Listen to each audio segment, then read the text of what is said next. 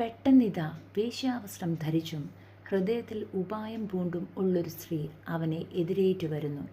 അവൾ മോഹപരവശയും തന്നിഷ്ടക്കാരത്തിയും ആകുന്നു. അവളുടെ കാൽ വീട്ടിൽ അടങ്ങിയിരിക്കുകയില്ല. ഇപ്പോൾ അവളെ വീഥിയിലും പിന്നെ വിശാല സ്ഥലത്തും കാണാം. ഓരോ കോണിലും അവൾ പതിയിരിക്കുന്നു. അവൾ അവനെ പിടിച്ച് ചുംബിച്ച് ലജ്ജ കൂടാതെ അവനോട് പറയുന്നത്, എനിക്ക് സമാധാനയാഗങ്ങൾ ഉണ്ടായിരുന്നു, ഇന്ന് ഞാൻ എൻ്റെ നേർച്ചകളെ കഴിച്ചിരിക്കുന്നു. അതുകൊണ്ട് ഞാൻ നിന്നെ കാണുവാൻ ആഗ്രഹിച്ചു. നിന്നെ എതിരേൽപ്പാൻ പുറപ്പെട്ട് നിന്നെ കണ്ടെത്തിയിരിക്കുന്നു.